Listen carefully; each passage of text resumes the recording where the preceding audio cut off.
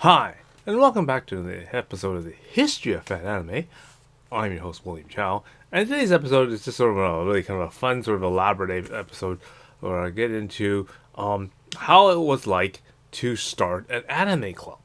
Okay, now I've made the reference a couple times in a few of my videos that I always loved using the episode or a little part of an episode of the OC where Seth tries to start a comic book club inside his high school. And although it seems to be a very funny clip and another sort of entertaining clip, and we all kind of look at it being very very nerdy, it is actually a very very good representation of probably what it was like during the very early stages of things like anime clubs. And so I want to go through that clip, slowly and sort of point out things that really highlight how it was starting anime clubs in universities and things like that during this early stage of anime. Because like I said, nowadays, when you mention, hey, I'm interested in anime, or do you watch anime? Most people sort of understand what anime is. You can talk to other people about anime. They've probably already seen some anime, and so it's not so bad, right? It's more known and more recognized as a genre now, and it isn't stigmatized and sort of hated, just or shall we say, as nerdy as it was in the past, right? So I'm gonna kind of go over that through this little short clip from the OC. Okay, so before we begin, a reminder when to go down below, click like and click subscribe. And if you have any comments about this particular episode, by all means, write it down below. It really does help out the algorithm. And again, just even just clicking like really helps out the algorithm in YouTube and gets it shown to more people. All right. I also have for further support, if you'd like to support it financially, I have the super thanks button down below, as well as links for the PayPal and the Patreon. On that, I have made a whole bunch of episodes, and I'm right now just finishing off episode 16 right now, and getting ready for that to go online. And basically, these are episodes that are, they talk about things and show things about anime and whatnot that I can't do here on YouTube just because of either the nature of it, the topic, things that the way that I'm presenting it. I can't put here, so obviously I have to put it on a different platform. And those people who help me out financially on Patreon, this is my way of saying thank you. And here's some some different angles on things that you may not be able to see, and clips and things that you may not be able to see normally here on YouTube. Okay, so again, links below. Have a look at that. Okay. The other little quick piece of news also is that I've also now updated the database for the history of fan anime. Again, the link is below, and you can see all the various different episodes that I've made for the history of fan anime. And in the episode I made, we talked about it earlier. What was my inspiration for doing this YouTube channel? Do you have in the writing process, do you have an outline or a layout for this? And when I initially did do the building of this web YouTube channel, I kind of did have a kind of a book-like outline of topics that I needed to cover, because obviously just talking about the history of anime, there's so many different parts and segments and subgenres of anime that I should be talking about, right? Obviously, because the history does cover a lot of different areas, right? And so I kind of mapped it out like a book,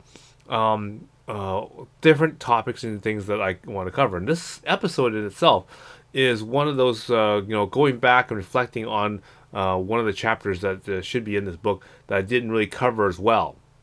And that is, in the early days, what was the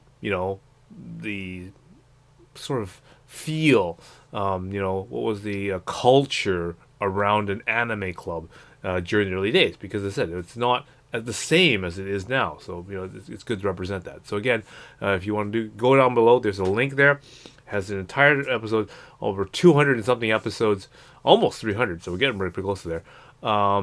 episodes that that cover all the various different topics, and I've kind of organized it in a books-like fashion with links and everything else like those. So again, if you want to know more about anime clubs, fan clubs, fanzines, and that kind of stuff, chapters and that stuff are in this database, and it works way better than the YouTube search engine. So that's why I decided to make this database separately, because just YouTube's search engine and the way how YouTube recommends videos to you is just really poor. So do check that out. All right, so today's topic is basically trying to give you a better picture of what starting anime clubs was like. And again, when I started getting really interested in anime, I was already attending the University of British Columbia, and I was already in a gaming group, the UBC Wargamers, which basically did a lot of strategy games, a lot of hex grid war simulation type games, and whatnot. And Advanced Dungeons and Dragons, for example, is another one. And so from that, we decided to try to start a Japanese animation club. And so there's this very popular series called The OC, it says Orange County.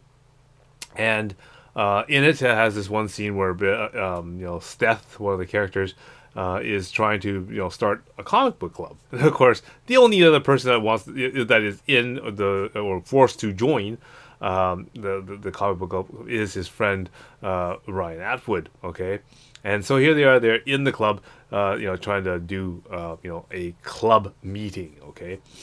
And what's really good about this is because the people who wrote it, obviously the people who put the scene into the into the show with the OC, has really got it spot on. I mean, there are a lot of things that they make reference to, and they did, and they filmed in a certain way. They knew about it, okay? They know how the nerd culture was. And so what I'm going to do is I'm going to go over this and pick out things that I noticed in this clip that is exactly how it was back in the day, and just sort of elaborate that on that. So again, all right. So I'm again, because of how YouTube does things, I can't play the clip in full motion speed. So I'm gonna stop and kind of freeze it and zoom in on different things as I spot it. So if you want to kind of go back to that episode, you can type in something like "The OC Seth starts a comic book club" or something like that, and you'll find it, and you can watch it in its pure form. Or as that, I'm going to go through this slowly, kind of stop it as I describe and zoom in on things that I notice. Okay, so without further delay, let's begin. Okay, right at the very beginning of the video, has a poster that he's handing out, or a flyer sheet that he's handing out, where it's modeled after the Uncle Sam's "I Want You" signed to sign up for the U.S. Army. He basically made the same kind of one for himself, where he's asking people to join the Harbor School Comic Book League. And the one thing I want to point out is that right on the table, right beside it, is also a kind of a stack of flyers, which are designed to hand out to people, so that when people come out and they're interested in something, then you have a piece of flyer sheet to hand out. And again, at this time, without the internet, no one hands out business cards with like email addresses, or they don't hand out like website addresses. They don't have that at this time, right? So the easiest thing to do is to go to Staples or Office Depot at that time, and then you make photocopies of a poster or flyer, and then cut them up and then have them on the table available for people to take away. And we did this exact same thing for our anime meetings. So every month we'd have a meeting with different videos and stuff ready, and to do that, we would advertise using these little flyers, and we'd have them promoted on a table like this, for example, or posted on bulletin boards and whatnot. That would be the usual thing that would happen. Ryan, would you please take the minutes? Seth, it's just us. Yeah, write that down. Now, you may notice at this point, Seth is very adamant about taking minutes and being very formal. And that's because usually when you go to like a school or something, there's a student activities fee or something like that. So when I went to UBC, there is this thing called the student union fee, right? So all students that go to the school have to pay into this student union fee, and then with this, you can get a bunch of benefits and stuff like that, which i.e. the student union fee, your student union would then use this money to do things like have special events and pay for all their student aid and whatever things they do. But one of the things that they do is they sponsor clubs with it, right? They clubs can then apply to get grants or to get funds, okay, for their events, okay. So I remember at UBC when you go, I joined the engineers, right, and I'm part of the UBC engineers group, and they would always have their UBC engineers group, or another one would be like I think modernly they have something called the points club, or or the points sort of thing, which is sort of a variation of the word pints. Okay, I remember the UBC engineers had something called the beers club, because you can't actually say beer at the time. You can't use beer in the advertisement, so they replaced the e's with z's. Okay, or and so it makes it burrs. Okay, or they use the e that's in the symbol electrical, right? For electrical engineering, and they call it like bears, right? Like whatever. Like okay. Anyway, I digress. But anyway, they have different requirements to be a club. Okay, so one of these, obviously, what Seth's saying here is that they have to take minutes so that they're recognized as a club, right? And I remember when one of the most great examples I remember when I was going through UBC and looking at the clubs day, so everyone's trying to pitch their club, right? And I remember one club that was trying to make itself or whatever petition people to join was called the PISS Club, which is the Pseudo Intelligence Student Society. Okay, PISS, right? And their greatest goal was not to talk about aliens or whatever, or the alternate intelligence or anything like that. No. Their goal was to get enough students to make a club, okay, which I do believe is 10. I do believe registered members. You have to obviously have formal meetings. And then you can apply to get money to run a beer garden. So then the university can then pay for your beer and party supplies for your beer garden or said party.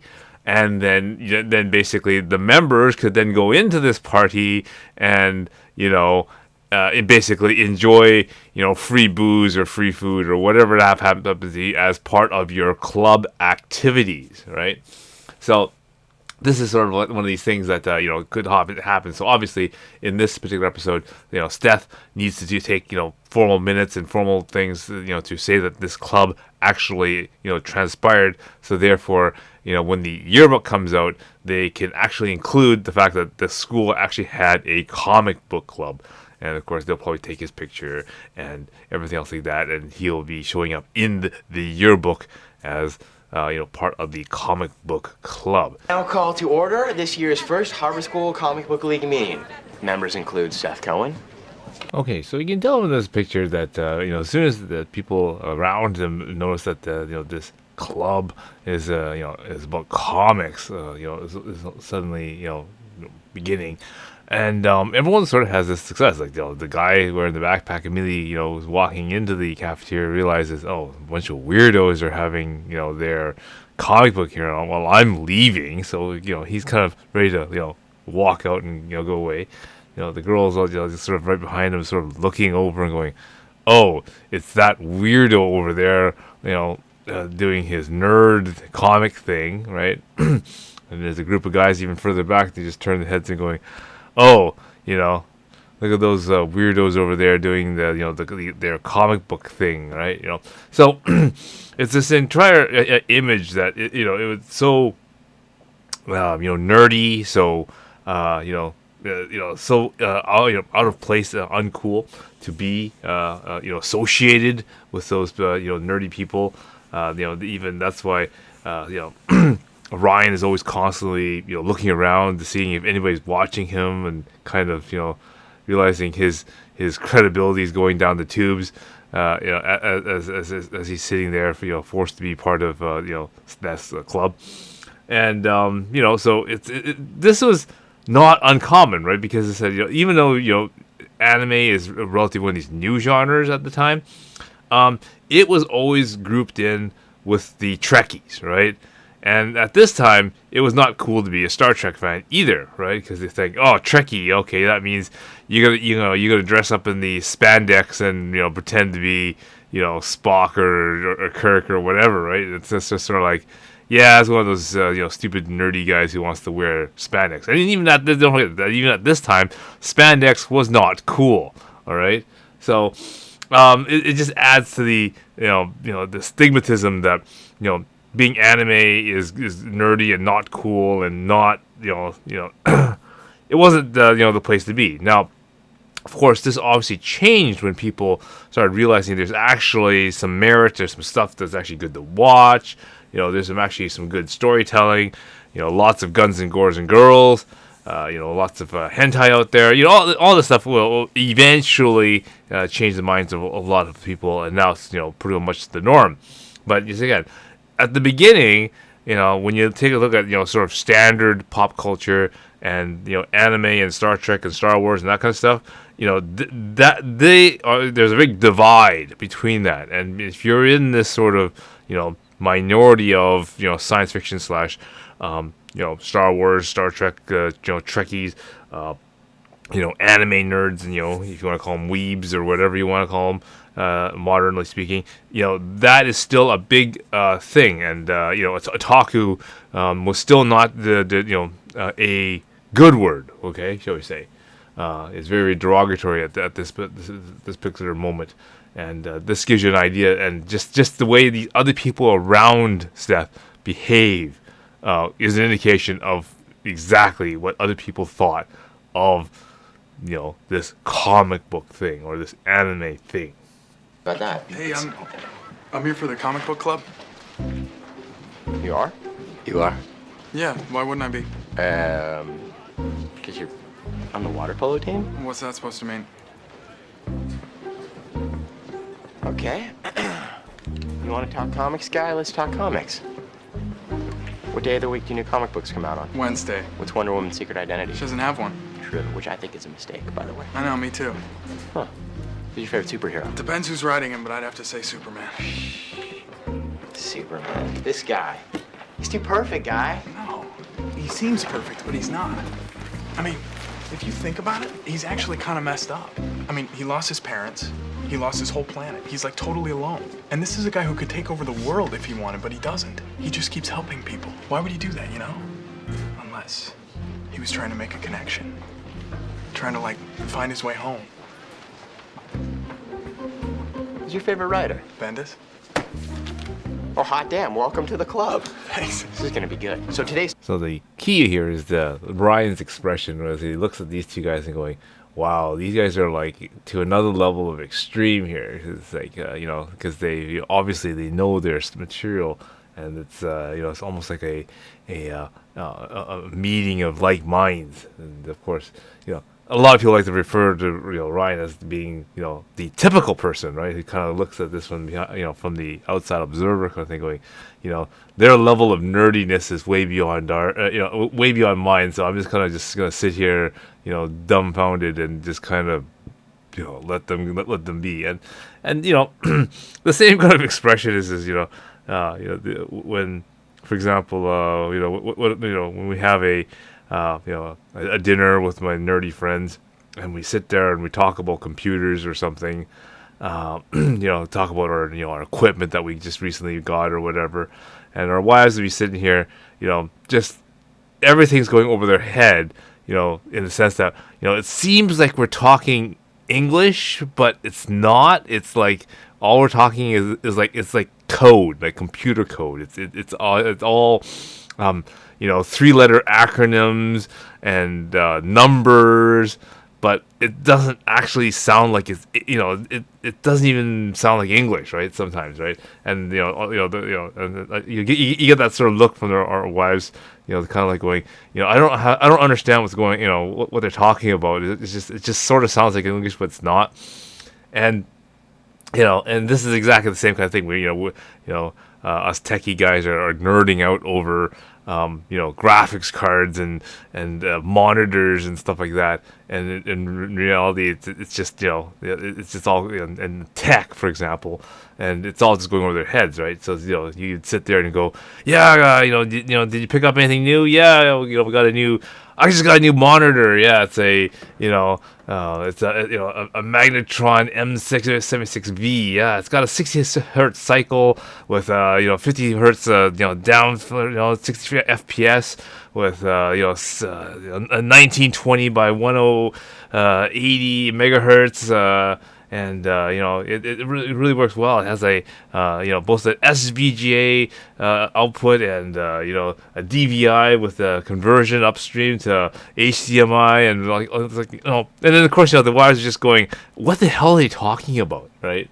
And this is sort of the same kind of description that that happens with these people who kind of either meet with anime or Star Trek or or in this case comics, right?